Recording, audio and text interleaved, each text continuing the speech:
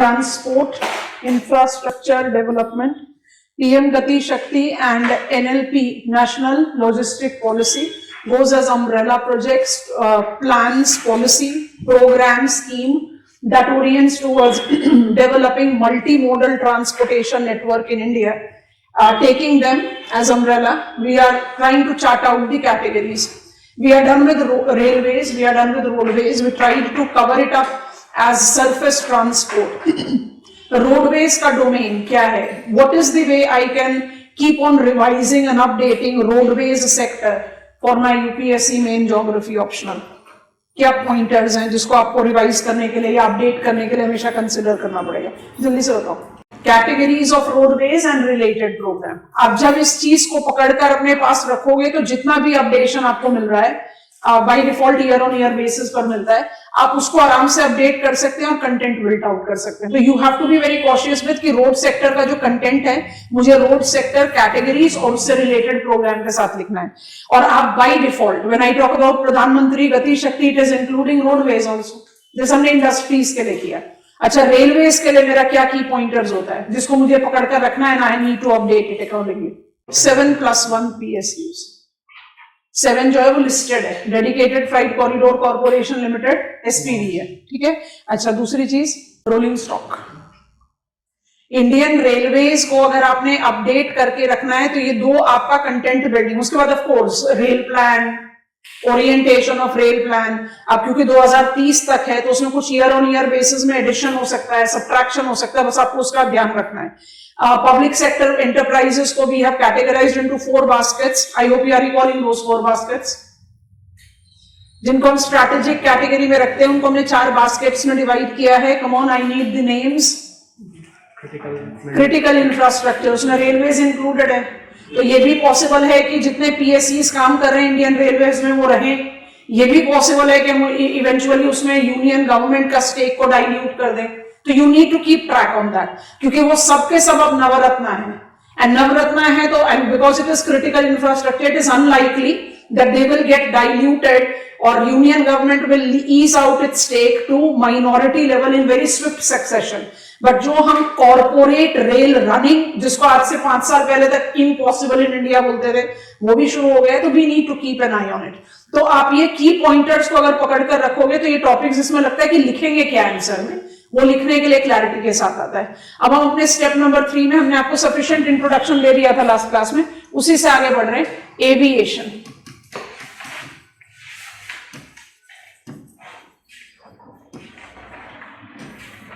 Aviation sector interesting background है इसका, इसलिए शुरुआत वहीं से कर रहे हैं. Point 1 for it. CA policy, that is civil aviation policy. CA policy 1953. CA policy 1953 marked consolidation of multiple fragmented air service providers in the country. Multiple fragmented air service providers in the country. कुछ नाम लिखना चाहो तो लिख लो bracket में. Tata Sons, Indian National Airways, Bharat Airways, etcetera. Close the bracket. Leading to commissioning of Air India, Indian Airlines. Break the statement. India entering state socialism. India entering state socialism. बहुत interesting term है, boldly underline कर लीजिए.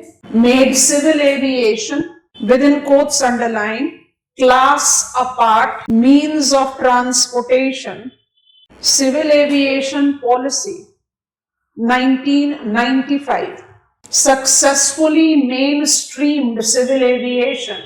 Successfully mainstreamed civil aviation as one of the multiple means of transportation. Next pointer. Open sky policy marked the genesis of low-cost carriers, increasing consumer base. Break the statement. Growing MNCs, increased frequency of use of Indian airspace and airports pushed for, underline boldly, civil aviation infrastructure development. Final point, Airport Authority of India came into being with consolidation of existing domestic and international airport authorities. Create a box item. Mainstreamed civil aviation reflected restricted growth. Key term है restricted. Decide करना लिखना है कि नहीं लिखना है. Restricted growth. अब उस restricted growth को prove करने के लिए कुछ pointers लिख रहे हैं. Point 1. Out of more than 4,000 administrative towns, less than 80 could be connected with air route. Next, 90% of air route connectivity marked its confinement only in top 20 towns. Of the 10 scheduled carriers, only one, we are talking about Air India, as full frill and rest 9 as low frill carriers. Next, airports, airstrips combining the jurisdiction of Airport Authority of India, Ministry of Defense, state governments, and even private player combined to have only 74 having capacity of handling air traffic. Box को बंद कर दीजिए. Key points को अपने दिमाग में stick कीजिए. आपको कोई जरूरत नहीं है इतना हिस्टोरिकल बैकग्राउंड में जाए कि आप 1953 को मेंशन करें. But unlike roadways, unlike railways, and even unlike shipping, I had civil aviation that remained for very long time as not a mainstreamed means of transportation. बस उसी पॉइंट को हाईलाइट करने के लिए सिविल एविएशन पॉलिसी 1953 को mention किया. Demand of the question decide करेगा कि मुझे इतने ओल्ड टाइम पर जाना है कि नहीं जाना है. हम कहते हैं हमारा सिविल एविएशन मेन स्ट्रीम हो गया 1995 से. बिल्कुल हुआ, कोई इसमें मनाही नहीं है. ओपन स्काई पॉलिसीज, ग्लोबलाइजेशन का positive and competitive effect, increase in per capita income, decrease in the airfare prices because of the competitiveness, beginning of the culture of low cost carrier, सब चीजों को कंबाइन कर दें तो automatically consumer base बढ़ा. Consumer base बढ़ा तो demand बढ़ी तो मोर एयर कैरियर्स. माने बड़े बड़े air carriers started their sister firms as low cost carriers because that gives you the favourable push. One of the very major big carrier in this region of South East Asia, Thai Airways, also have got Thai Lion Air now. What is this? It is sister firm which is low frill carrier. So you have got multiple of them. Multiple. Cathay Pacific. You can keep on counting. So point ये है कि 1995 में हमने civil aviation को main stream तो किया, no denial. हमने consumer base को एक्चुअली इलैबोरेट किया. Now it was the choice of the consumer कि मुझे बहुत ज्यादा लेग स्पेस, स्लीपिंग स्पेस लेकर रिलैक्स होकर जाना है कि मुझे टाइम रिस्ट्रिक्टेड मैनर में पहुंचना. तो इट इज योर चॉइस. आप लग्जरी ट्रेन में जाओ या लो कॉस्ट कैरियर पे जाओ, know that kind of decision. So it was successfully main stream, कोई डिनायल नहीं. सिविल एविएशन इंफ्रास्ट्रक्चर के डेवलपमेंट में बड़ा पुश मिला. What are the two constituents of civil aviation infrastructure? वो भी हमने आपको बताया नहीं. वो हम यहाँ पर पहुंच रहे हैं 2016 जो हमारा मेन फोकल पॉइंट है. तो open sky policy and mobilisation of civil aviation infrastructure definitely was a push to civil aviation sector. But अगर हम आज बैठकर उसका एनालिसिस करते हैं तो हमें लगता है नहीं, बहुत ही इनकम्प्लीट है. 7th largest country of the world, now most populous, चलो तब सेकंड मोस्ट पॉपुलस. कितने एयर कैरियर्स हमारे कंट्री में? 10, जिसमें सिर्फ एक full frill carrier. Full frill और लो कॉस्ट कैरियर में फंडामेंटल डिफरेंस हम सब ने एज कंज्यूमर एक्सपीरियंस किया हुआ है. फुल फ्रिल कैरियर्स वो कैरियर्स होते हैं जो ऑन बोर्ड आपको सारी तरह की पैसेंजर इम्यूनिटीज देते हैं. लो कॉस्ट कैरियर्स जो होते हैं वो बहुत मांगने पर पानी प्रोवाइड करेंगे, otherwise everything is additional cost because they are low cost carriers. And when I try to take up the reference of India जैसे कंट्री के लिए खाली 10 रजिस्टर्ड, उसमें सिर्फ एक फुल फ्रिल कैरियर, बाकी no private and low cost carrier, is not sufficient data. उसी तरह से आपके टोटल एयरपोर्ट्स, एयर स्ट्रिप्स सबको कंबाइन कर लो, खाली 74 having capacity to have air traffic. Come on, 7th largest country of the world. And when I take up the reference of geographical expanse, क्योंकि आज का प्रोग्राम कहा जाता है रीजनल कनेक्टिविटी स्कीम, क्योंकि आप टोटल टाउन्स को काउंट करोगे तो 8,000 हैं 2011 सेंसस के हिसाब से। हमने सिर्फ एडमिनिस्ट्रेटिव टाउन को कंसिडर किया है। तो 4,000 प्लस 4,041 4041 एज पर 2011 सेंसस। तो 4,000 मेरे पास एडमिनिस्ट्रेटिव टाउन है। उसका मतलब क्या है बताएंगे census definition as I take you to urbanisation.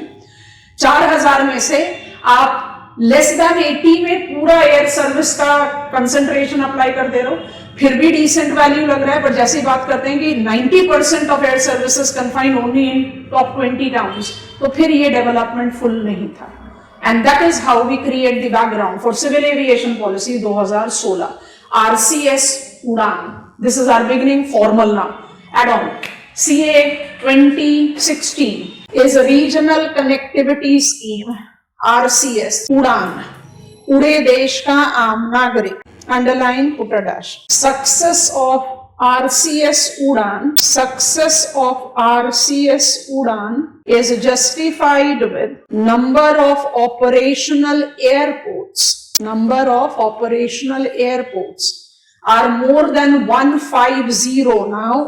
Next, aviation sector is one of the fastest growing infrastructure. Next, it presently incorporate scheduled air transport along with non-scheduled transport. Bracket में चाहो तो लिख लो as charter plane, air taxis combined with dedicated cargo. Next point, RCS Udan with its 10-year planning involves the vision of connecting all tier 2 and 3 cities with air transportation. It includes multiple components को bubble में डाल दो, dash डालेंगे। A, viability gap funding VGF, that is financial support to airlines to ensure fair and affordable air travel. B, collaborative governance, that is to combine center, state, AAI and private airport operators for swift communication, navigation and surveillance. CNS, you are aware of it. C, multiple stakeholder incentives. Underline करो, अब इसके multiple हैं तो इसी के सब points होंगे, that is by default. इसका कैटेगरी 1 बनाइए। For airport operators, underline, waiving off, removing landing and parking charges for RCS flights. This includes, break the statement and write, this includes AAI not levying terminal navigation landing charges. अब second point बनाइए। Aviation turbine fuel ATF purchased at RCS airports involves excise duty cap at 2% for first 3 years of operation. अच्छा, RCS हमने ABC जो component लिखे, ये RCS को तो बहुत अच्छे से जस्टिफाई कर रहा है ना। हमने A पॉइंट में ही उसका कुछ हिंट डाला है, लेकिन क्योंकि हमें उड़ान को भी ऐड करना है इसलिए कंपोनेंट नंबर D हम अलग से लेते हैं, which is by default part of A. Write down D and then try to combine it with A.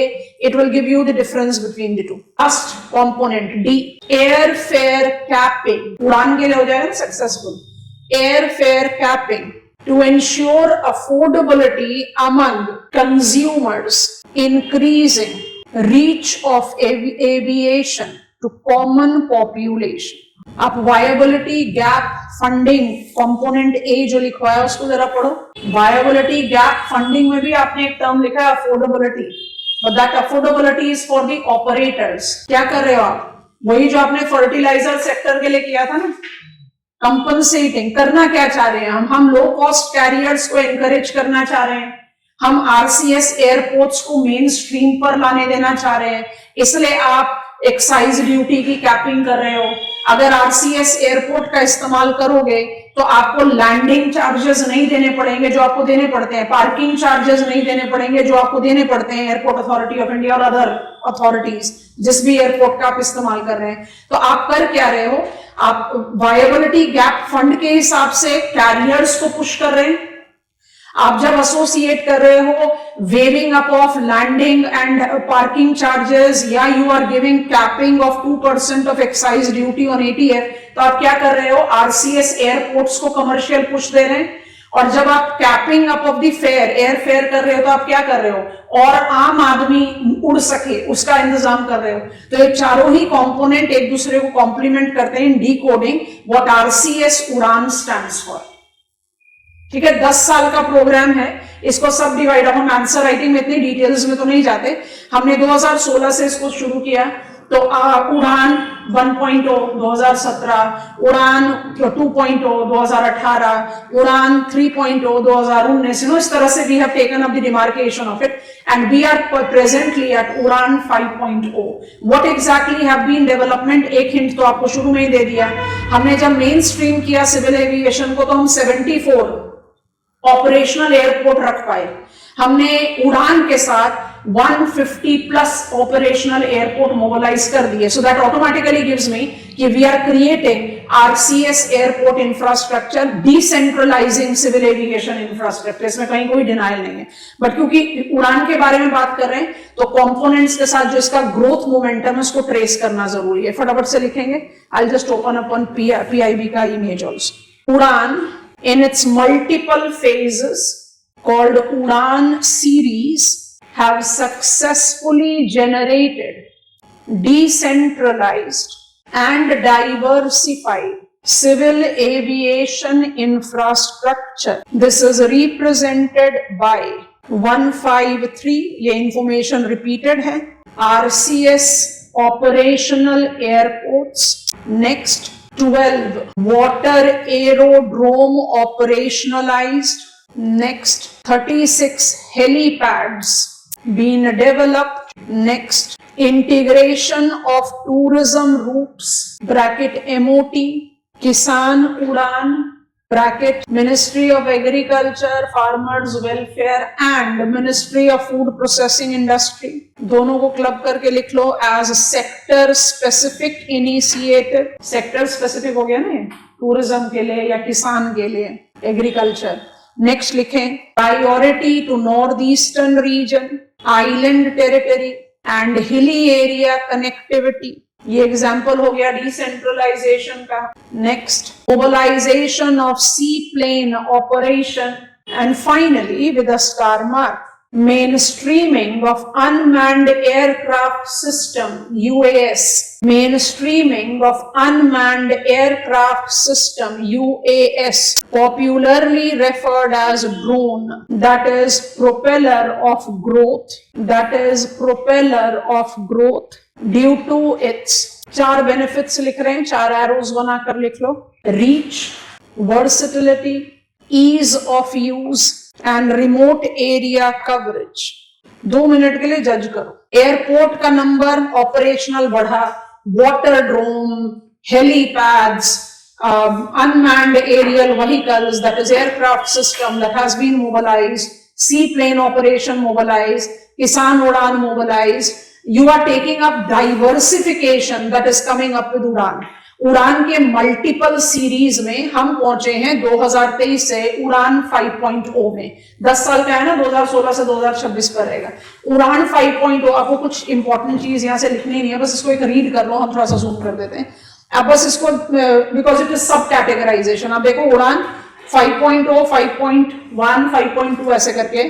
So it is basically giving us what, जो चीज आपने लिखी है बस उसी का एनलार्जमेंट है, तो लिखना नहीं है, बस हम एक लास्ट पॉइंट लिखेंगे। We are currently at Udan 5.0 series, focused on category 2 and category 3 aircraft.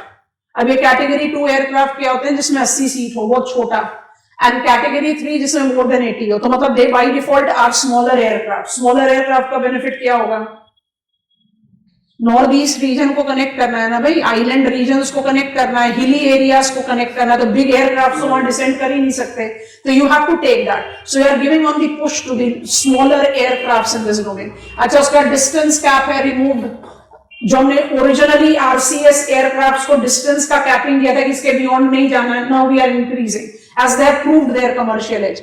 आगे बढ़ेंगे, viability gap funding continues, increased airfare caps reduced, funding have increased, Airfare caps have been decreased. क्यों? Affordable availability because of more players is coming in. So हमें by default capping करने की जरूरत नहीं है. आप अपने competitor के मुकाबले में प्राइस कम दोगे तभी आपके पास कंज्यूमर आएंगे, नहीं तो नहीं आएंगे. And if you continue to see it, it is all right. Designed for small aircraft operation, less than 20 seat. तो एक तो इंपॉर्टेंट चीज हम यहाँ से डिराइव कर सकते हैं, हमने लिस्ट नहीं किया हुआ. क्या लिस्ट कर सकते हैं? In Udan 5.0 series, we are giving momentum to small to smallest aircraft, less than 20, 20 to 80 and more than 80 seats. माने we are talking about that very small aircraft, जो मुझे by default किस पर benefit करेगा? Decentralization. Viability gap funding continued है, मतलब वही सारी चीजें. Special round to rebid discontinued or terminated route, ताकि दोबारा उसको रिवाइव कर सके. So we are continuing on with the same domain. I will ask you to write only one thing. This is PIB information sheet. सारी चीजें हमने लिख ली हैं, तो बिल्कुल 1:1 लिखने की जरूरत नहीं है. स्टार मार्क करके कंक्लूड करो. Since 2023, Udan 5.0 series is operational, which continues to build over aviation momentum. Put a dash and write down. With priority push provided to category 1 less than 20 seats, category 2 20 to 80 seats, and category 3 more than 80 seats aircrafts. Done? Okay. अब heading बनाइए, सब heading बनाइए. Civil aviation infrastructure. यहीं पर फिर हम content आगे और बढ़ाएंगे. Civil aviation infrastructure. It is comprised of two principal constituents. A. Airspace infrastructure. B. Airport infrastructure. ठीक है, अब इनका डिटेल्स पिकअप करते हैं. Airspace infrastructure. अंडरलाइन कीजिए, डैश डालिए, quick pointers. Remains in jurisdiction of AAI, designated as infrastructure manager responsible for provision and management of air navigation services and implementation of safety norms. Next, as the manager of air traffic, it controls ATM and navigation services, air traffic management and navigation services. बताया हमने आपको पहले. For entire 2.8 million square nautical miles of Indian commercial airspace. Next, it is managed through FIRs, Flight Information Regions. Underline कीजिए, dash डाल के बताइए. The four cardinals demarcates 4 FIRs with respective headquarters. Cardinals के नाम लिखने की जरूरत ही नहीं है, लोकेशन अपने आप ही पता चल जाएगा. दिल्ली, मुंबई, चेन्नई, कोलकाता. ब्रैकेट में लिख लो, including surrounding oceanic air space. Including surrounding oceanic air space. 2 minute के लिए रुकेंगे. 2.8 मिलियन स्क्वायर नॉटिकल माइल्स क्या होगा? अब मेजरमेंट के हिसाब से तो क्लैरिटी नहीं आ रही, तो अपनी ज्योग्राफिकल नॉलेज को अप्लाई कर दो. It will include all India, it will include Bay of Bengal, Arabian Sea and up to 5 degrees south in Indian Ocean region. अब इस पूरे एरिया को इमेजिन करो कि आपने 4 हिस्सों में बांट दिया. इन 4 हिस्सों को आप बोलते हैं FIRs. FIRs के अपने अपने इंपॉर्टेंट हेडक्वार्टर्स हैं. आपने नेशनल लॉजिस्टिक प्लान में एक ऐसा कंपोनेंट पढ़ा था, तीसरी बार पूछ रहे हैं, आप तो बाई हार्ट हो जाना चाहिए, जिसमें आपने कहा मुझे बिल्कुल स्मूथ नेविगेशन चाहिए when my cargo, my any flight is moving from one state to other. वो कौन सा प्रोग्राम था? Leads. Ease of logistic between the states. आप FIR को उसी कंटेक्स्ट में विजुअलाइज करें.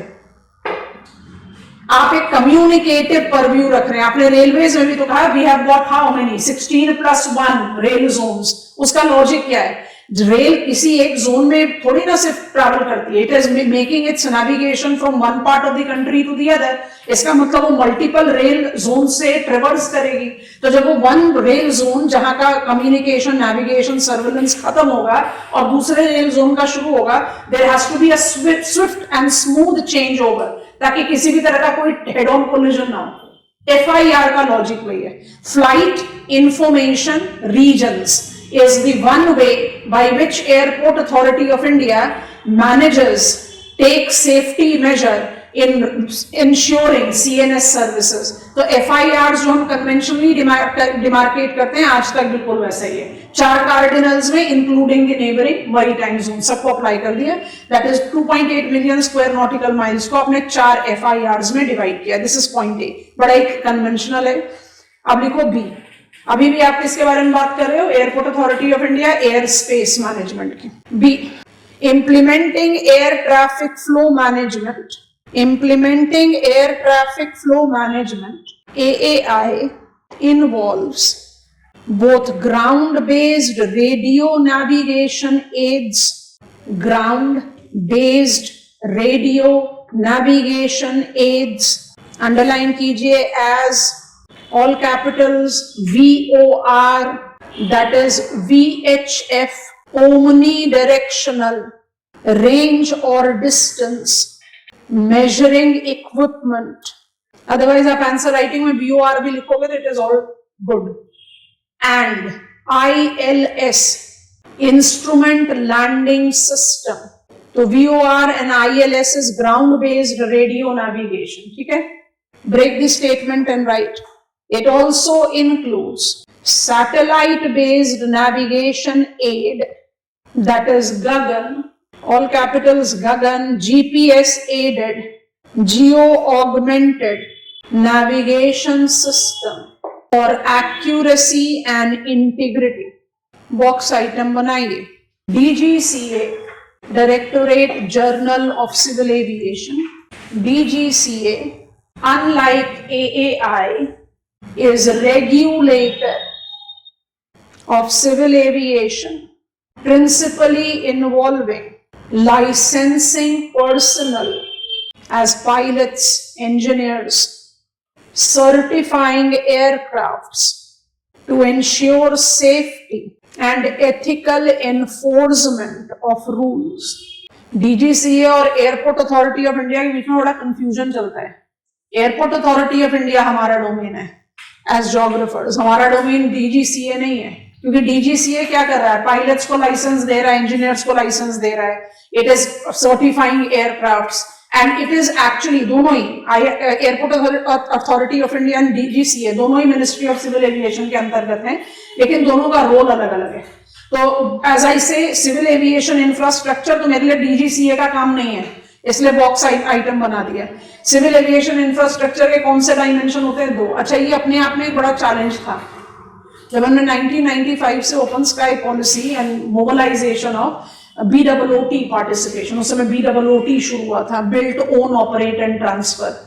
तो जो आपके एग्जिस्टिंग एयरपोर्ट थे जैसे दिल्ली, मुंबई, चेन्नई, कोलकाता, जिसमें दिल्ली मुंबई तो brownfield airport as Delhi and Mumbai international airport, and Chennai Kolkata को आपने मोबिलाइज किया, नहीं दिल्ली मुंबई चेन्नई कोलकाता चारों बने ब्राउनफील्ड में, और हैदराबाद बेंगलुरु बने ग्रीन फील्ड में। तो पॉइंट जो हम बता रहे ध्यान से सुनना, अब तो खैर integrates by default kind of a thing. Civil aviation infrastructure में हमारी कंट्री में 2 ब्लॉक्स डिमार्केटेड होते हैं। बेंगलुरु का एग्जांपल देकर बता रहे हैं, समझेंगे। एयरपोर्ट इंफ्रास्ट्रक्चर, अब हम वहां पर आपको ले जा रहे हैं, और एयर स्पेस इंफ्रास्ट्रक्चर जिसके बारे में हमने पिन पॉइंट कर लिया। Air space infrastructure is manage with the navigation aid on ground and satellite based navigation। Airport authority of India उसको सिंगल हैंडेडली मैनेज कर रही है, and it is including geographically 4 FIRs done kept aside. और दूसरा क्या है civil aviation infrastructure का, airport infrastructure, कि भाई cargo handling, passenger handling, swift movement ensure करें, क्योंकि there is increasing bulk towards it. तो जो कन्वेंशनल आपके एयरपोर्ट फैसिलिटीज हैं उनको अपडेट करना जरूरी है, and that is the reason we started mobilising private player. अब जब Bengaluru greenfield international airport operation के लिए रेडी हुआ, हिस्टोरिकल एग्जांपल है, more than 10 years old, but बहुत अच्छा एग्जांपल है। जब ऑपरेशन के लिए शुरू हुआ, माने पुराना एयरपोर्ट को आपने बंद किया, नया एयरपोर्ट आपने शुरुआत किया, तो आप सिटी सेंटर से बेंगलुरु इंटरनेशनल एयरपोर्ट में पहुंचने के लिए आपको सिर्फ 2 घंटे का समय लग रहा है। क्या समझे? किसी भी एयरपोर्ट की फंक्शनिंग के लिए ये तो बहुत ज्यादा जरूरी है ना कि उसको आप कनेक्टिविटी दो विद द सिटी सेंटर और पेरिफेरल एरिया। नहीं तो आप वर्ल्ड क्लास एयरपोर्ट बना दो, उसका फायदा क्या है? Coming to airport and going from, आपने एयरपोर्ट पे तो अपना घर नहीं बसाना। तो civil aviation infrastructure in first phase of development had air space, airport. कुछ कुछ एयरपोर्ट ऐसे डेवलप हुए जिसमें by default the bidder who gain the bid to develop international airport, जैसे जीएमआर बहुत अच्छा एग्जांपल है, it has developed and it is now into its functioning domain, Indira Gandhi international airport Delhi. GMR is the stake holder of city side infrastructure development. तो उससे क्या हो गया? Coordinated development हुआ कि एयरपोर्ट भी जो फंक्शनल हुआ, operational high class international airport, और उसकी सिटी साइड कनेक्टिविटी भी फेवरेबल हुई। Now we don't write it as the constituent, क्योंकि सिटी साइड इंफ्रास्ट्रक्चर किसके साथ जाएगा?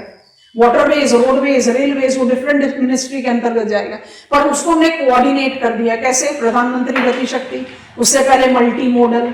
So now it is not written but it is part and parcel कि कोई भी एयरपोर्ट जब रेडी होगा to be operational, it by default will have sufficient connectivity to city center और the peripheral area। तो ये चीजें हमने ग्रेजुअली लर्न की, बट फिर भी आज तक सिविल एविएशन इंफ्रास्ट्रक्चर का मतलब सिर्फ दो ही होता है, एक एयर स्पेस और एक एयरपोर्ट। एयर स्पेस तो गया एयरपोर्ट अथॉरिटी ऑफ इंडिया के साथ, डीजीसीए का एयर स्पेस से कुछ लेना देना नहीं है, it has to more do with safety norms and licensing etc। ठीक है, अब आ जाओ लास्ट पॉइंटर पर, airport infrastructure development. Point 1 is principally Indian airports are categorized as metro airports, non-metro airports and RCS airports। 6 airports, जहां पर list कम है वहां पर हम सारे नाम ही ले लेते हैं। Ahmedabad, Jaipur, Lucknow, Guwahati, Thiruvananthapuram and Mangaluru have been leased for 50 years to Adani group. Bracket में कुछ लिखना है, मदद करो। कमॉन, इंफ्रास्ट्रक्चर डेवलपमेंट में प्रधानमंत्री गति शक्ति लॉजिस्टिक प्लान के अलावा हमने आपको एनआईपी और एनएमपी बताया था। इसमें क्या लिखे हैं ब्रैकेट में? एनआईपी, शाबाश, क्योंकि एयरपोर्ट तो हमने पहले ही डेवलप कर लिए थे। इट्स एनआईपी, ब्रैकेट में लिख लो एनआईपी। एनआईपी, एनएमपी होगा जब आप स्क्रैच से शुरू करोगे, नहीं। एनआईपी होगा जब आप मोबिलाइज कर रहे हो, लीजिंग, फंक्शनिंग दे रहे हो। एनएमपी है जब आप कोई नो से एसेट मोनेटाइजेशन करें, जैसे मेरा कोई कंपनी है या मेरा कोई स्टेक है जिसको हम डाइल्यूट कर रहे हैं। ये जो 6 एयरपोर्ट हैं, इनको सिविल एविएशन पॉलिसी 2016 के अंतर्गत हमने ऑलरेडी डेवलप कर दिया। अब आप क्या कर रहे हो? उसको लीज दे रहे हो to the other company to operate. Lease दे रहे हैं पीपीपी मोड पर, ताकि वो उसको कमर्शियली ऑपरेट कर सके, गवर्नमेंट ऑफिशियल्स और पॉलिसीज का हिंडरिंग कम हो। And this is where you are providing on less of government, more of governance. NIP, आप यहां पर एसेट मोनेटाइज नहीं कर रहे हो, आप कुछ बेच नहीं रहे हो, आप कुछ फंड नहीं जेनरेट कर रहे हो। अब लिखो, आगे क्लैरिटी आ जाएगी। एनआईपी आएगा ब्रैकेट में। अब लिखें, it is to improve efficiency of performance, service quality, increasing investments and decreasing government influence।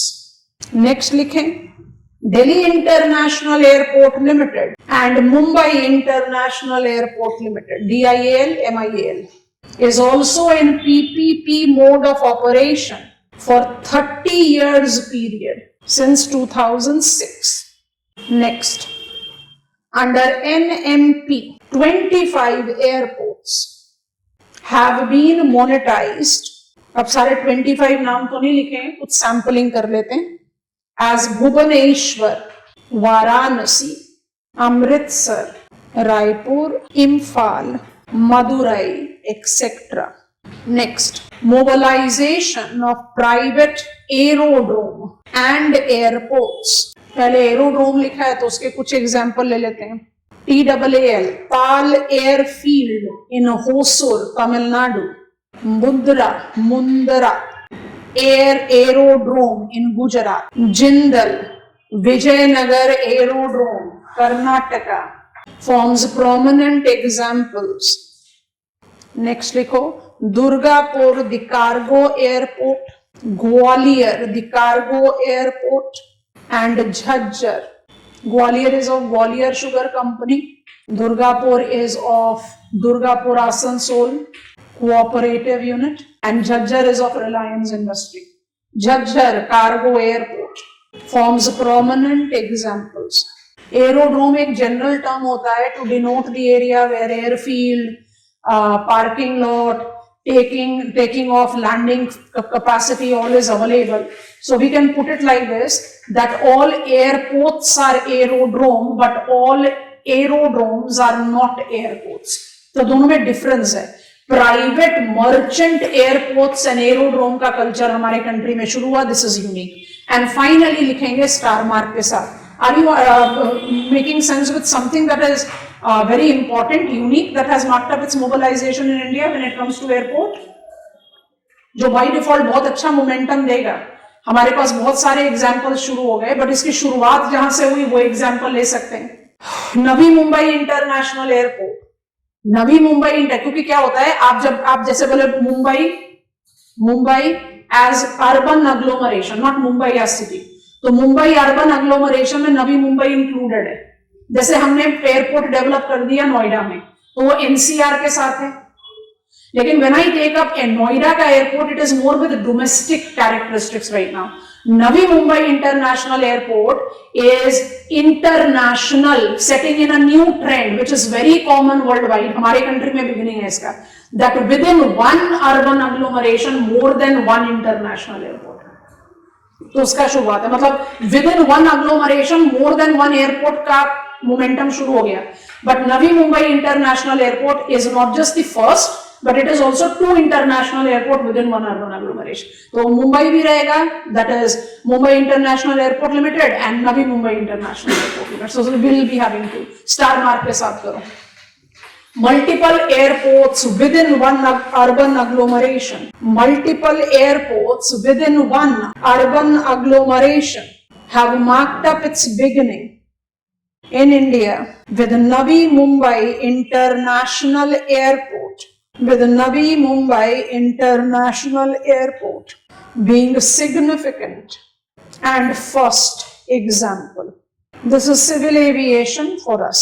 We are getting on to maritime sector. हमने आपको हेडिंग बनाया था स्टडी प्लान में, maritime agenda. 2 पॉइंट का इंट्रोडक्शन लिखिए, फिर सेक्टर स्पेसिफिक पॉइंट्स को अलग अलग से स्टडी करेंगे. Come on to maritime agenda.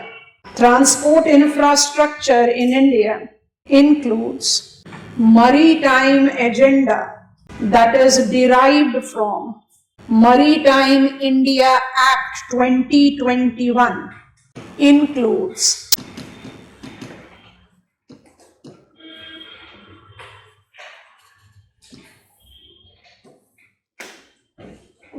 three interrelated constituents.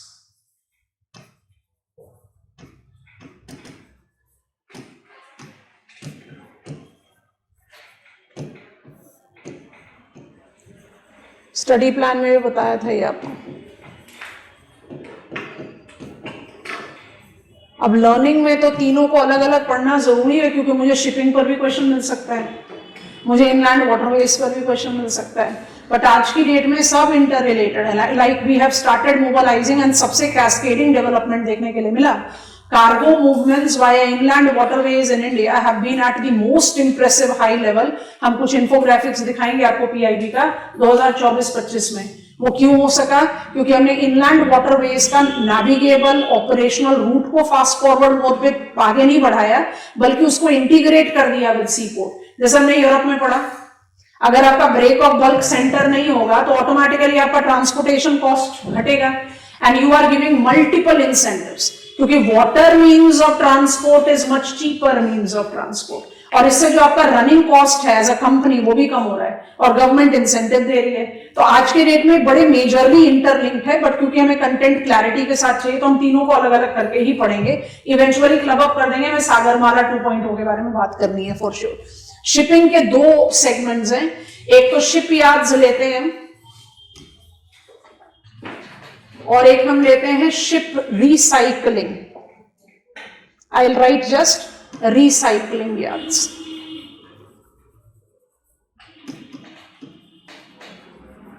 Ports में हमारे पास दो कैटेगरीज आती हैं, major ports and minor ports. बहुत सिग्निफिकेंट डिफरेंस आया है, विद आइलैंड को पहली बार मेजर पोर्ट में ऐड किया गया है। नाम बताओ, जो 13वां पोर्ट है उसको अब ऑफिशियली किसको बोलते हैं? पोर्ट ब्लेयर, ठीक है। और माइनर पोर्ट्स के साथ बड़ी इंटरेस्टिंग फैक्ट्स हैं हमारे पास। मोर देन 200 माइनर पोर्ट्स हैं on paper. Operational minor ports जो है हमारे कंट्री बहुत कम है, तो we have got a very big scope there. And inland waterways, Jal Marg Vikas is basically in a very important, हमने 111 वाटरवेज को टारगेट किया हुआ है। बहुत इंपॉर्टेंट पुश मोमेंटम पर है इस समय, बहुत इंपॉर्टेंट पॉलिसी फ्रेमवर्क है जिसके बारे में हम बात कर सकते हैं। तो आप डिसाइड करोगे कि आपका क्वेश्चन क्या डिमांड कर रहा है, बट ये तीनों चीजें इंटीग्रेटेड है, ठीक है। तो क्विकली पिकअप करते हैं, पहला सेगमेंट लेते हैं, shipping. Shipyards forms integral constituent of maritime sector development in India. Next, combining public sector enterprises and private players. India precisely have 45 operational shipyards. Next, among PSCs, bracket both defence and commercial. So ministry of defence का भी domain है, ministry of shipping waterways का भी domain है। We are talking about पीएससीज। List करो। Kochi shipyard is the largest, known for the production of aircraft carriers, INS Vikrant, commercial ships and defense vessels. Functions under Ministry of Port, Shipping and Waterways. Next name is Mazagaon Dock Shipbuilders Limited. Mazagaon Dock Shipbuilders Limited, Mumbai में है। Next is Garden Reach, Kolkata में है। Next is Goa Shipyard and final name for our list is Hindustan Shipyard. Hindustan Shipyard is in Vizag, Visakhapatnam. It is oldest, that is largely known for naval support, submarines and ship repair. Okay, next block. Among the private shipyards, L&T Shipbuilding at Kattupalli, Tamil Nadu, Submarine Limited, सब की जगह spelling में SEB है, submarine limited, Kakinada. Swan defence and heavy industries, Pipavav, PIPAVAV, Pipavav is in Amreli, Gujarat, are included. Star mark करके लिखिए। Indian ship building hubs presently includes Mumbai, Goa and Pipavav in west. Break the statement. Kolkata, Vizag, Kakinada and Chennai in east.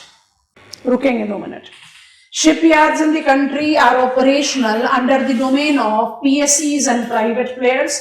India have been pushing up shipbuilding, ship repair, defence, patrolling vessels भी हैं, submarines भी हैं, बहुत सारी चीजें, but हम by default focus करेंगे इसकी तरफ, इंस्टॉल्ड कैपेसिटी की तरफ।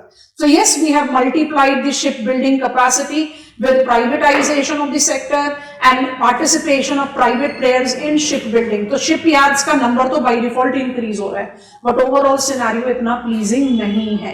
तो we are willing to take this sector as shipyard, उसका status क्या है and which are the policies which are there. Before I get you to the facts, 1500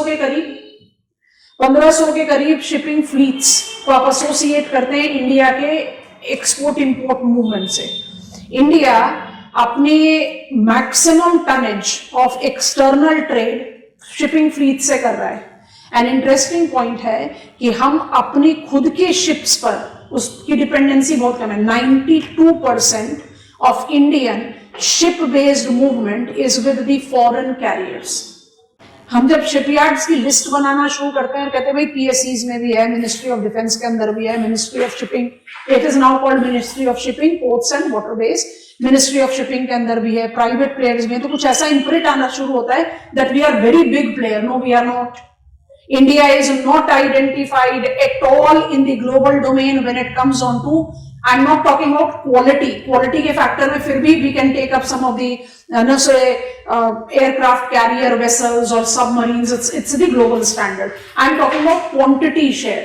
India doesn't have any stand when I take up to the leading major player here, that is China. उसी को overcome करने के लिए some important policy measures have been taken. We have to talk about that.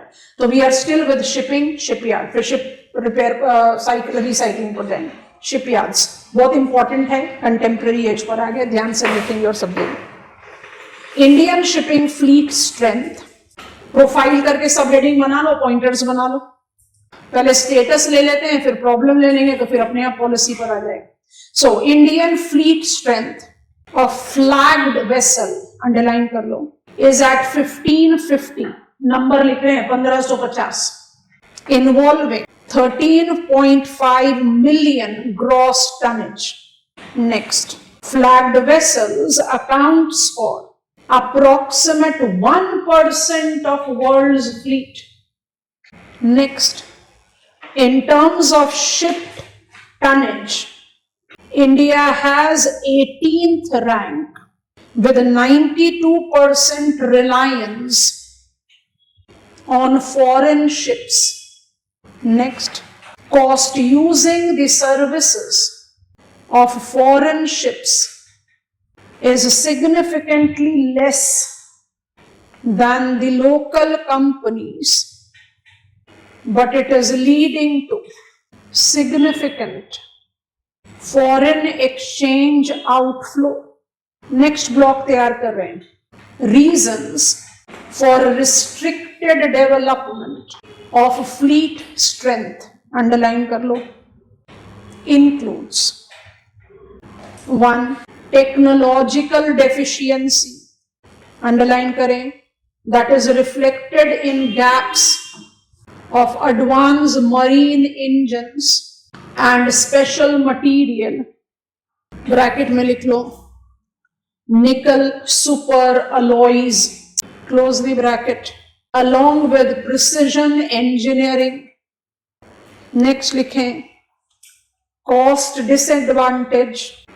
Next लिखें infrastructural gaps, that is largely related to lack of deep water transshipment ports, star mark करके add करो, Vizhinjam, VIZHINJAM, international sea port limited, Kerala, is the first deep water port being developed in India by Adani's in PPP mode. Last problem, policy shift post liberalization, काफी पुराना reason है इसलिए सबसे and में लिख रहे हैं, policy shift post liberalization that marked decrease in government funding. ठीक है, शिप बिल्डिंग के लिए हमारा शिपिंग फ्लीट 1550, अगर हम पिछले 5-10 सालों में देखें तो नंबर भी इंक्रीज है, कोई डिनाइल नहीं है। शिप बिल्डिंग कैपेसिटी इंडिया की वर्ल्ड क्वालिटी स्टैंडर्ड्स को मैच करती है, कोई डाउट नहीं है। It is in the functioning ages of public sector players, private players, that is also showing growth. But जब हम उसको रियल सिनेरियो में देखते हैं तो हमारी डिपेंडेंसी फॉरेन वेसल्स पर ज्यादा है, क्योंकि हमारे पास real required number of merchant vessels हैं नहीं, और जो ट्रेडर्स हैं उनको ज्यादा इफेक्टिव रहता है, कॉस्ट इफेक्टिव रहता है फॉरेन वेसल्स को यूज करना। रीजन क्या है, आप खुद से सोचो, आपने बहुत आउट ऑफ कंटेक्स्ट एग्जांपल दे रहे हैं। हम जब कमर्शियल मिक्स्ड फार्मिंग को कहते हैं, बहुत इंपॉर्टेंट कमर्शियली एज्ड फार्मिंग है, जिसमें आप लेबर रिक्वायरमेंट को सारे साल भर डिस्ट्रीब्यूट करते हो, तो लेबर कॉस्ट आपको पर कैपिटा कम पड़ती है। आप फॉरेन वेसल्स के बारे में सोचें, उनके सी लाइंस ऑफ कम्युनिकेशन इतने डेंस नेटवर्क पर हैं कि उनका जो टू एंड फ्रो मूवमेंट इतना स्विफ्ट एंड फ्रीक्वेंट है that it provides more cost competitive fare than Indian local companies जिनके पास बहुत limited sea lines of communication। तो मुझे एज ट्रेडर तो बेनिफिट मिल रहा है, इंडिया को अपने ट्रेड में भी बेनिफिट मिल रहा है, लेकिन इंडियन इकोनॉमी को तो प्रॉब्लम है ना, फॉरेन एक्सचेंज आउटफ्लो हो रहा है, and there is requirement and there is scope that we should improve on it. तो ग्लोबलाइजेशन के बाद बाय डिफॉल्ट गवर्नमेंट फंडिंग की पॉसिबिलिटीज इतनी ज्यादा नहीं थी, you had to just beat the competitive edge and grow। उसी डोमेन में we identified that there has been the lacking behind factor, technological innovations factor में, input material factor में, और mobilization of geographical domain। मेरे पास transshipment deep sea ports है ही नहीं, and that is the reason development of bigger merchant fleet हो ही सकता है। ऐसा थोड़ी होगा कि बिगर मर्चेंट फ्लीट को आप लैंड में या ड्राई पोर्ट में डेवलप कर लोगे, आपको तो उसको डीप वाटर में ही डेवलप करना है, आपके पास डीप ट्रांसशिपमेंट पोर्ट्स ही नहीं है। And in that perspective by default ship building have not been in that pace with which I can consider any other sector। So that is the reason there is a pushing momentum when it comes on to shipping sector in India। अब वो कौन कौन से policy factors हैं उनके बारे में बात करें तो recent policy initiative to overcome these existing problems, multiple government policies and initiatives have been mobilized, priority of which is Maritime Development Fund,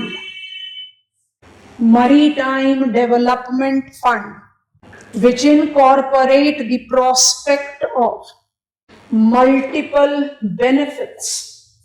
underline कर लो multiple benefits, और ऐसा ही वेन डायग्राम बना लीजिए। मल्टीपल बेनिफिट्स किसी भी सीक्वेंस में लिख लो या उसी सीक्वेंस में लिखो जैसा यहां लिखा हुआ है। Promote investment in the sector, indigenisation of shipping and ship building, creating additional jobs, facilitating green transport, driving export growth, port led industrial development, and finally port development and vessel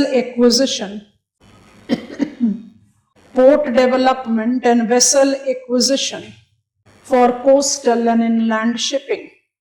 तो maritime development fund जो है ये सबसे priority है। अच्छा, problems में आपने last point क्या लिखा था? फंडिंग की कमी हो रही है ना, क्योंकि जब से ग्लोबलाइजेशन हुआ है तब से क्या पॉइंट डेवलप हो गया, गवर्नमेंट के पास इतनी लिक्विडिटी नहीं है to push up the sector, so we try to push in that liquidity so that the other problems can be overcome। So this is the priority।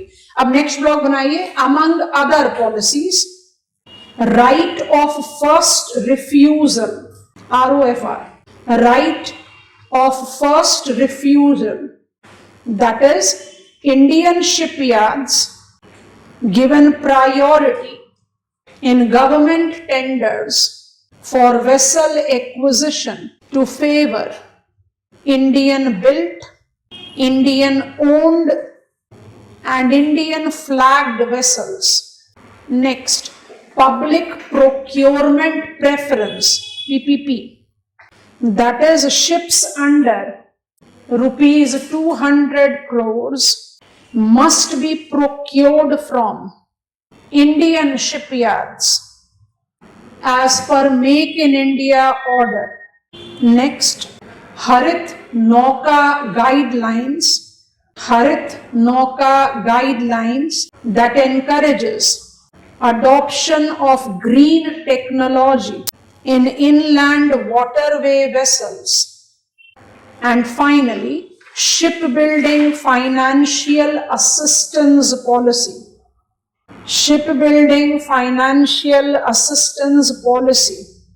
It offers 20 to 30% financial assistance for vessels using green fuel or hybrid propulsion system।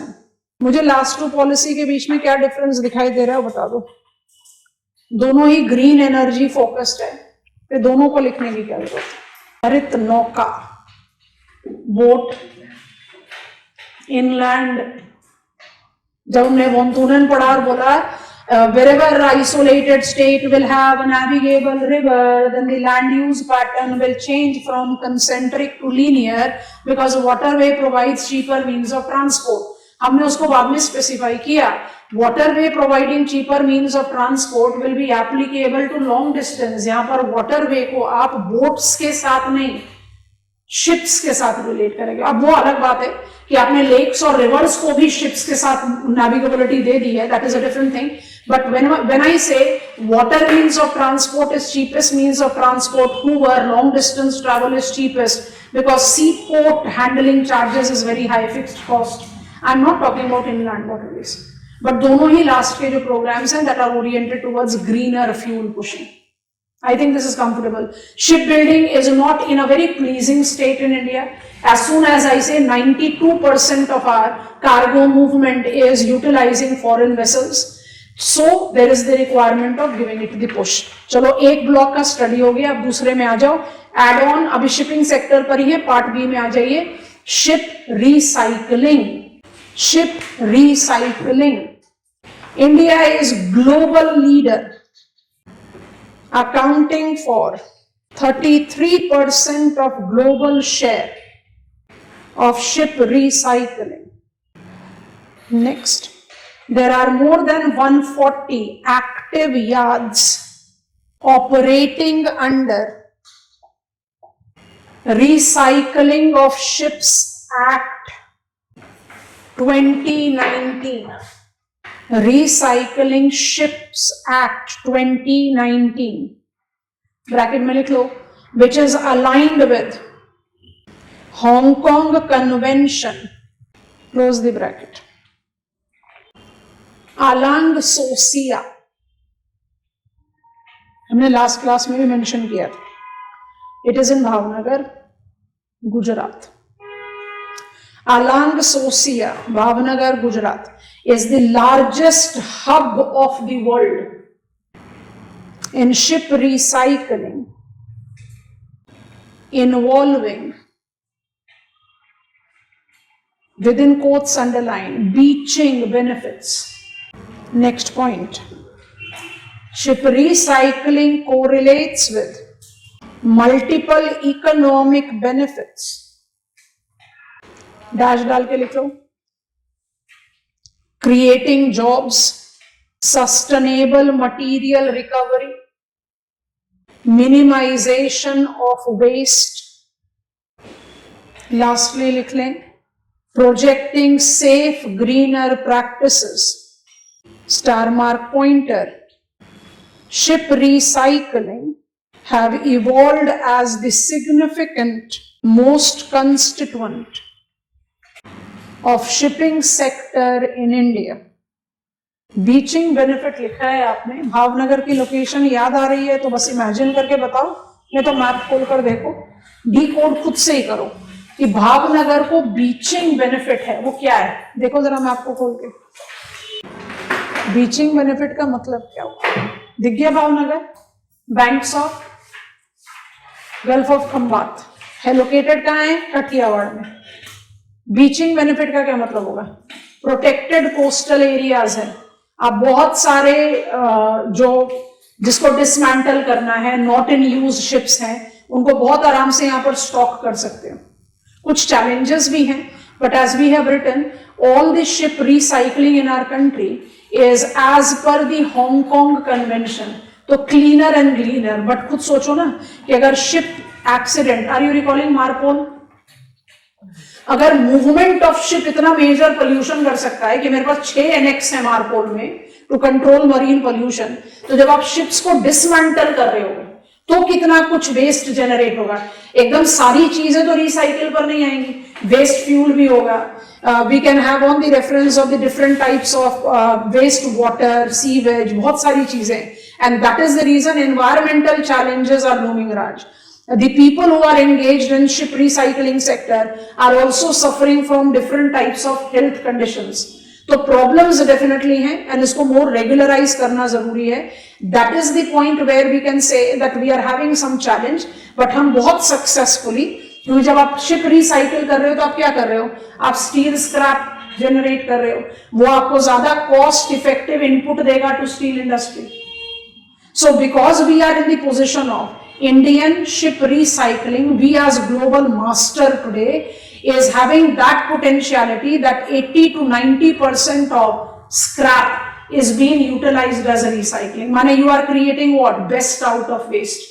You are generating jobs, you are reducing waste, you are creating out more favorable economic momentum to the different industries which can be based on these recycled products. But जो waste utilise नहीं होता, चलो 85-90% भी ले लो तो 10 से 15% तो waste generated है और वो बायो डिकम्पोजेबल नहीं है. उनको रिड करना बहुत इंपॉर्टेंट और बहुत challenging purview.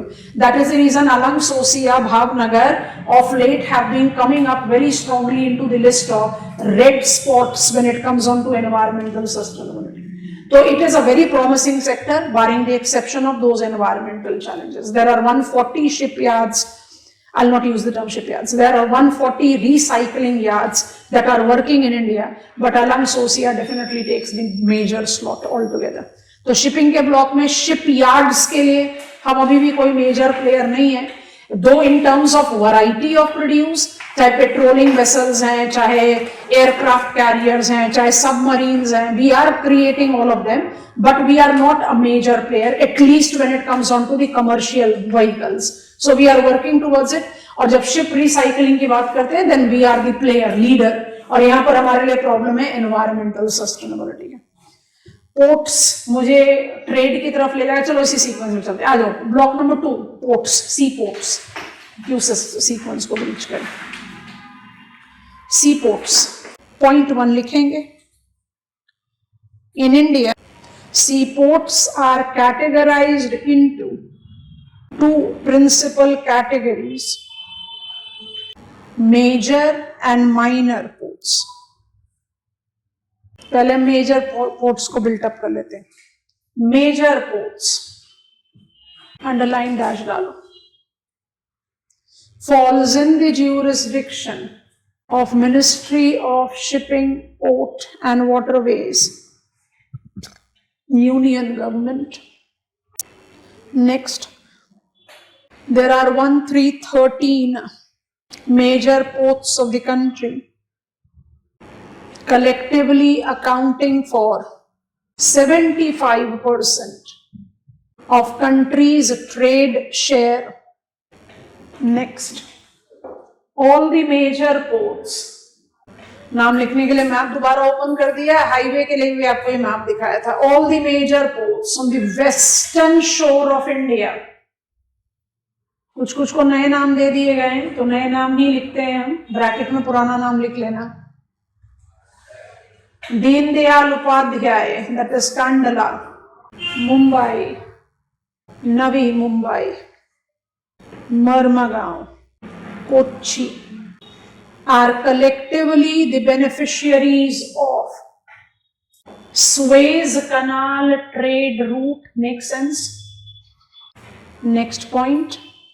In comparison, all the eastern ports, Shyama Prasad Mukherjee, Kolkata, Paradip, Vishakhapatnam, Kamarajar, that is Ennore, Chennai, and Chidambaram Rar, that is Tuticorin. Last नाम स्टार मार्क के साथ लिखेंगे. Along with Port Blair are collectively the beneficiaries of Strait of Malacca route. Next pointer. In India, under the domain of Sagarmala, 6 new locations of major ports have also been mobilized. Bracket में लिखो, integrated with coastal economic zones. Vadhavan in Maharashtra, I have labelled it, ये map बनाएंगे आप लोग अभी। वधावन इन महाराष्ट्र, बेलीकेरी इन Karnataka, Tajpur in West Bengal, Sirkazi in Tamil Nadu forms prominent examples.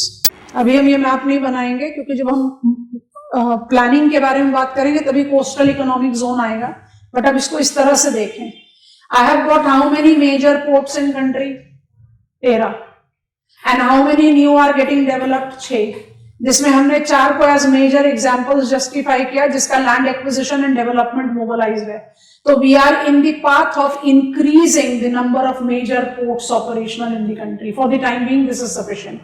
अब हम swiftly swing कर रहे हैं माइनर पोर्ट्स की तरफ। माइनर पोर्ट्स को जज करने के बाद ही फिर हम जब मैरीटाइम एजेंडा एंड पॉलिसीज की बात करेंगे then will take up this map as our reference point. सारे नहीं बनाएंगे बट ये जितने ओवल्स हैं हम अभी तो आपको एडवाइस करेंगे कि आप सारे ही ओवल्स बनाएं। वो आपको सब डिमार्केट कर रहे हैं कोस्टल इकोनॉमिक जोन, और coastal economic zone is comprised of major ports that is getting developed. It can be only minor port. Gujarat में तो माइनर पोर्ट्स ही है ना, मेजर पोर्ट तो सिर्फ कांडला है। So you have got anything that can be applied with coastal, and it is also correlated with IPRC, Indian Port and Rail Corporation, multimodal, port connectivity with hinterland, rail से भी हो सकता है, road से भी हो सकता है। रेलवेज में पढ़ा ना dedicated freight corridor corporation, dedicated freight बनाना है, एंड रोडवेज में we have taken up that Bharatmala 2.0 which has subsumed NHDP do have got the component of seaport connectivity with expressway। ठीक है, दिस डायग्राम विल वेट, अभी नहीं बनाना है। अब आ जाओ माइनर पोर्ट्स में। माइनर पोर्ट्स नाम यहीं से लिख लेंगे कुछ कुछ, let the image remain open. Minor ports, India has approximate 200 minor ports that spreads across both mainland and islands, from among which less than 20 ports are commercially operational. Next, accounting for 25% of trade share, minor ports falls in the jurisdiction of concerned state governments. Significant examples includes, west and east coast पर ही divide करके लिखेंगे तो अच्छा रहेगा। That will give us the reference of Suez Canal and Strait of Malacca route. ठीक है, spellings difficult है तो आप बोर्ड से ले लेंगे, otherwise you are aware of most of them. अच्छा, गुजरात स्टेट मैरीटाइम बोर्ड सबसे प्रोमिनेंट है। Counting number of minor ports करोगे तो महाराष्ट्र के पास ज्यादा है, तो फिगर ही बड़ा प्लीजिंग है हमारे पास। 200 में से खाली 20 ऑपरेशनल है। महाराष्ट्र में मेरे पास सबसे ज्यादा नंबर ऑफ माइनर पोर्ट्स हैं, but it is Gujarat that has got maximum number of operational minor ports. ठीक है, तो हम वेस्ट कोस्ट के ले ले रहे हैं, कुछ कुछ एग्जांपल ले लेते हैं। मुंदरा, पिपावाव, दाहेज, हजीरा गुजरात, दीघी, जयगढ़ महाराष्ट्र। मैप पे लिखा हुआ नहीं है, आपको नाम पता है। कारवार कर्नाटका, मैप पे लिखा हुआ नहीं है, ऐड कर लो। एर्नाकुलम, कोल्लम केरला, ये सब हो गए वेस्ट कोस्ट में। अब हम आगे ईस्ट कोस्ट में। धमरा उड़ीसा, धमरा गोपालपुर, आपसे धमरा लिखो, बाकी डायग्राम में ऐड कर लेना। काकीनाडा आंध्र प्रदेश, कटुपल्ली, बताया था ना LNT का शिप बिल्डिंग है तमिलनाडु में, कटुपल्ली तमिलनाडु। स्टार मार्क करके पॉइंट लिखेंगे। In infrastructure, minor ports have registered much cascading growth compared to major ports. Bracket में लिखेंगे, due to the non-compatible, outdated Major Port Trust Act, Major Port Trust Act 1963। अब हम इसको समझाते हैं, आप पहले जल्दी से वाला डायग्राम ड्रॉ करें। कहीं जूम इन जूम आउट करने की जरूरत हो तो बोल देना, मेरे ख्याल से दिख रहा है सब कुछ। शेड हमने थोड़ा सा ओवरराइट किया है, ध्यान से देख लो। और आपको ओवल्स बनाने हैं। तो हमारा जो रेड डॉट है वो न्यू मेजर है, ब्लैक डॉट है वो मेजर पोर्ट है, और ग्रीन डॉट है वो नॉन मेजर पोर्ट्स है, और dotted line is proposed CEZ, that is coastal economic zone. तो कोस्टल इकोनॉमिक जोन एक एडिशनल इंफॉर्मेशन है इसमें, बट उसके साथ ही बनाइए, हम लेकर आ रहे हैं आपको दी न्यू पॉलिसी फ्रेमवर्क पर।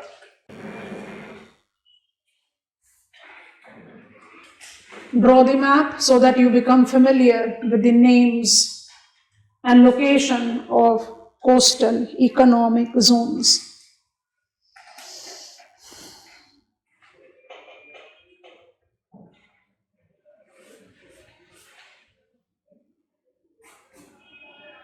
अभी तो सारे ही नाम लिखो, एग्जामिनेशन में सिलेक्टिव हो जाना।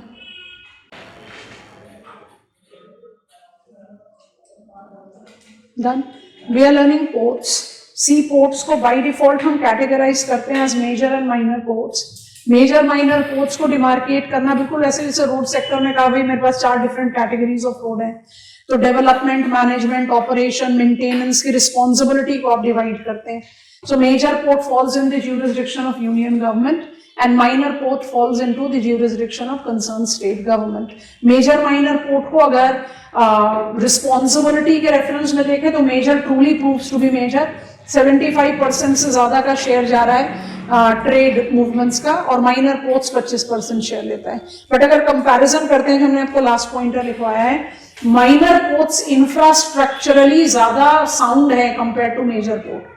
और ये जो हमारा एक हिंडरेंस था उसको हमने अब मॉडिफाई किया। I am talking about maritime India act 2021। So it goes like this. Maritime India act 2021, one of the 2 major, क्योंकि we have got marine Amritkaal vision 2047, that is also correlated with the maritime sector development। But जो मेरा India maritime act 2021 है, ध्यान से सुनेंगे। India maritime act 2021 जो है वो 1963 मेजर पोर्ट ट्रस्ट एक्ट को रिप्लेस कर दिया। मेजर पोर्ट ट्रस्ट एक्ट 1963 में आपका जो पोर्ट फंक्शनिंग था, आप कहोगे 63 तो टू आउटडेटेड था, but as India moved into globalisation there was requirement of enhancing private participation in port handling. I am talking about major ports है, it's major port trust act 1963। तो इसमें क्या है, लैंड लॉर्ड मॉडल अप्लाई होता था and major regulating authority of tariff authority of India limited, central tariff authority बोलते थे तब, आप बोलते हैं tariff authority of major port, TAMP. अब उसका नाम चेंज हो गया तो हम टैम्प ही बोलकर आपको समझा रहे हैं, ध्यान से सुनेंगे। लैंड लॉर्ड मॉडल, आप अपने आप को इमेजिन करो दैट यू आर लिविंग और यूटिलाइजिंग इन रेंटेड प्रीमाइसेस, तो आप by default you will be at the guidelines of landlord. आप अपनी मर्जी से beyond the permission of landlord कुछ ज्यादा खास कर नहीं पाओगे। तो बिकॉज इंडिया का जो पोजीशन है global sea lines of communication में, हम पोस्ट 1991 के बारे में बात कर रहे हैं, और जो हमारा एक्ट रेगुलेट कर रहा है मेजर पोर्ट को वो 1963 का है, ठीक है। अब उसकी जो लिमिटेशन उसको थोड़ा सा जज करते हैं। तो इंडिया की जो पोजीशन है इन सी लाइंस ऑफ कम्युनिकेशन, दोनों चीजों से इसको जस्टिफाई किया जाता है, हम दोनों ही चीजों को रिपीट कर देते हैं। हमारा लैंड मास जो है वो इंडियन ओशन को 2 मार्जिनल वाटर बॉडीज में डिवाइड करता है। न्यू सर्वे के हिसाब से हमारा टोटल शोरलाइन 10,000 किलोमीटर से ज्यादा है। हमारा पोजीशन ऐसा है कि हम 2 मेजर सी लाइंस या ट्रेड लाइंस के कस्प पर पड़ते हैं, because we are at the head of Indian Ocean and Indian Ocean is identified to be transitional ocean between Pacific and Atlantic. That is the reason Suez Canal route में भी हमारा बहुत dominance है, straight of Malacca root में भी हमारा dominance है। तो आप एक एग्जाम्पल के साथ समझना बहुत ध्यान से। कंट्रोलिंग रेजिम है union government and tariff authority of major port का कंट्रोलिंग रेजिम है, बिल्कुल कंट्रोल कैसा। Union government that is ministry of shipping is a landlord of the port, pre 21 की बात कर रहे हैं, landlord of the port where the private player comes in and had developed container terminals. बिल्कुल गलत है सोचना कि 2021 से पहले मेरे मेजर पोर्ट्स में कोई कंटेनर टर्मिनल्स डेवलप ही नहीं हुए। लगभग सारे ही मेजर पोर्ट्स में, तब हम 12 बोलते थे, अब हम 13 बोल रहे हैं, लगभग सारे ही मेजर पोर्ट्स में more than 1 container terminal develop हुआ। By what? Private participation. पर ये प्राइवेट पार्टिसिपेशन को आप बहुत ध्यान से समझना, इज हाफ हार्टेड, हम इतनी डिटेल्स में लिखेंगे नहीं, was half hearted. Half hearted क्यों है कि मेरे पास एक बहुत अच्छा एग्जाम्पल है, post 1991 till the Maritime Agenda Act 2021 came into being, the major most BOT player for seaport development was Peninsular and Oriental Limited.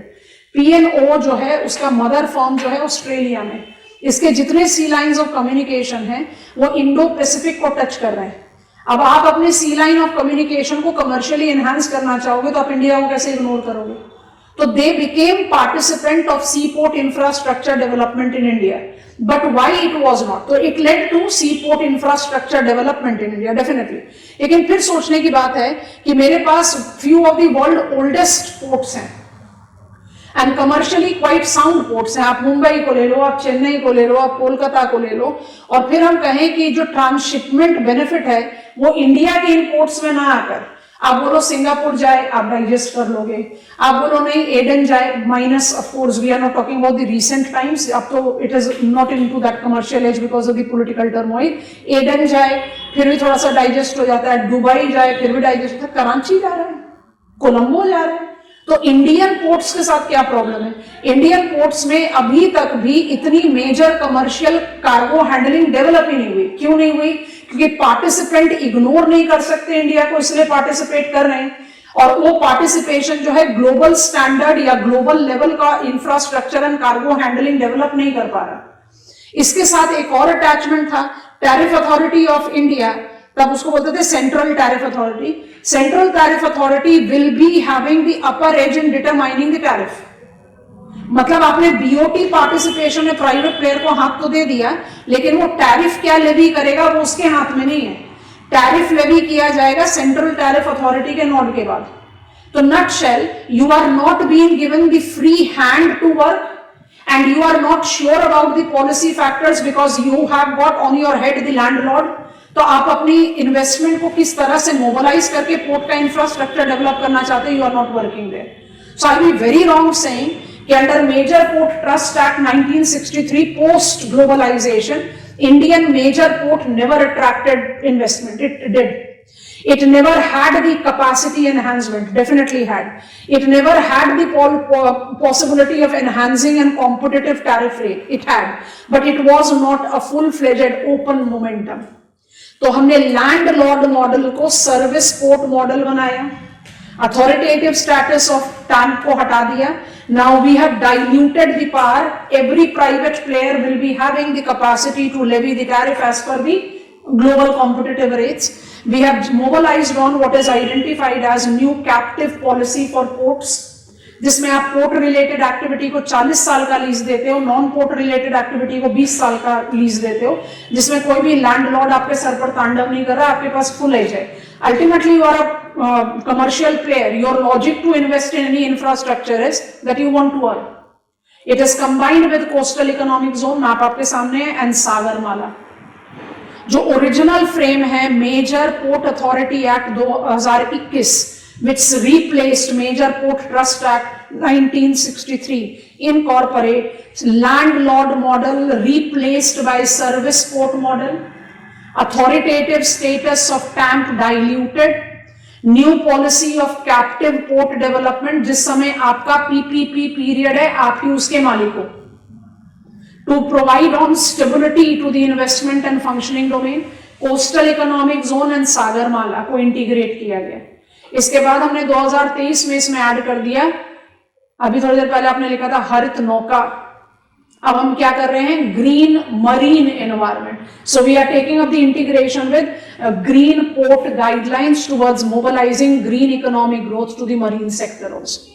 And then with these 6 that will go with India Maritime Act 2021, we have got Maritime Amritkal 2047। उसके क्या provisions उसको add करना है, तो मेरे पास 2 umbrella policy provision आएगा for the sea port development.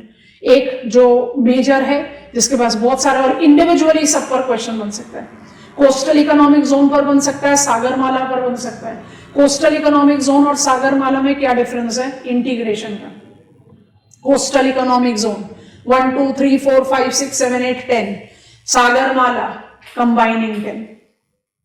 तो ये and port-led industrialization, very popular domain. So we'll take those details in writing tomorrow. चलो मैप मार्किंग में आ जाओ. हमने रिवर कंप्लीट कर लिया है, तो हम उसी सीक्वेंस में, जिस सीक्वेंस में स्टडी करते हुए आगे बढ़े हैं, क्योंकि हमने biospheric reserves and map sites mark कर लिया था. तो आज आप करो वेटलैंड्स अंडर माइग्रेटरी बर्ड्स. याद आ रहा है? Central Asian Flyway migratory birds action programme. क्योंकि आप मोर देन 90 रामसर साइट को तो मैप पर मार्क नहीं कर सकते.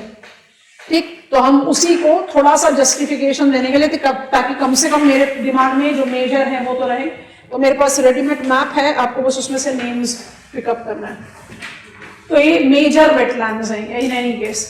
20 वेटलैंड्स है आपका CAF action plan, central Asian flyway action plan. Pong in Himachal Pradesh, Harike in Punjab, Keoladeo Sambhar in Rajasthan, Karera in Madhya Pradesh, ये इतना पॉपुलर नाम नहीं है, नाल सरोवर इन गुजरात, फ्लेमिंगो. अब बाकी 3 नाम जो पढ़ रहे हैं यहीं पर ही, वो तीनों भी बहुत लेस नोन है. नंदूर, जायकवदी एंड गंगापुर, तीनों महाराष्ट्र में. मैप में मिलना बड़ा मुश्किल होगा, तो रिलेटिव लोकेशंस देख लो या मार्क ही कर लो अपने मैप में आपके हाथ. अब हम ईस्ट की तरफ चले गए. Farakka, Sundarban, Bhitarkanika, Chilka, Coringa, Kolleru, Pulicat, point Calimere, gulf of Mannar, सब बड़े पॉपुलर नाम है. So you have to mark Farakka, Sundarbans दोनों वेस्ट बंगाल में, Bhitarkanika, Chilka in Odisha, Coringa, Kolleru and Pulicat Andhra Pradesh, point Calimere, gulf of Mannar Tamil Nadu. यहाँ पर एक थोड़ा सा अनफेमिलियर नेम है, पल्लीकरनाई, तमिलनाडु में, एकदम पुलिकट के साउथ में. ठीक है, mark this in your practice map. Done for today, see you tomorrow.